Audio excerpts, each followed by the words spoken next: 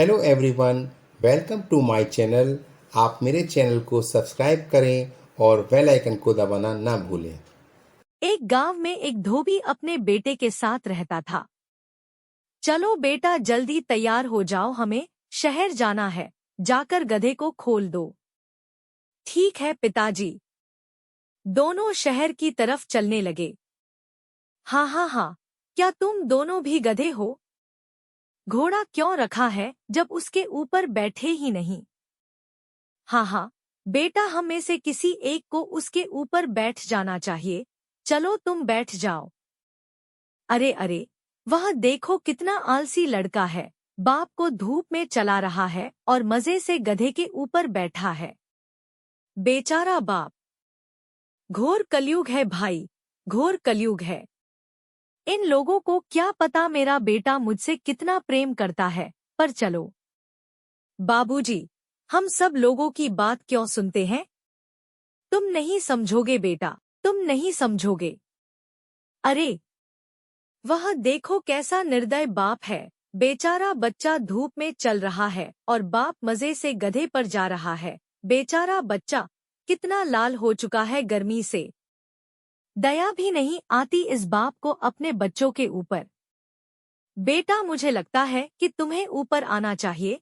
आओ मेरे साथ मिलकर गधे पर बैठ जाओ। रुको भाई रुको, आपने हमें रोक क्यों? तुम्हारी शक्ल देखना चाहता था मैं। ठीक है, जरा भी शर्म नहीं आती। अरे मासूम गधा भी जानवर है।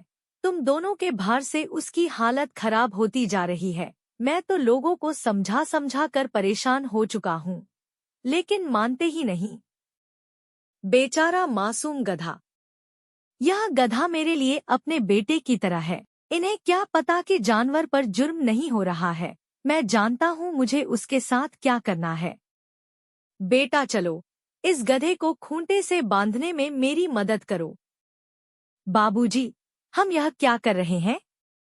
अरे, इसको अब अपने सर पर बैठा कर तो नहीं ले जा सकते। चलो कंधे पर रखो इसको, हम इसे यूं ही ले चलते हैं। सब लोग उस पर हंस रहे थे। अचानक गधा पानी में गिर जाता है। यह देखकर दोनों बाप बेटा दुखी हो जाते हैं और रोने लगते हैं।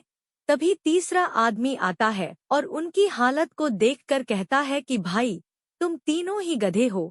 गधे रखने का फायदा ही क्या जब तुम उस पर बैठे ही नहीं? और वह हंसता है। मैंने तो पहले ही कहा था, पर तुम समझे ही नहीं। यह सुनकर अब उस आदमी को अफसोस होता है कि उसने और लोगों की बात क्यों सुनी। अगर वह अपने मन की बात सुनता तो आज उसका गधा जीवित होता। सीख।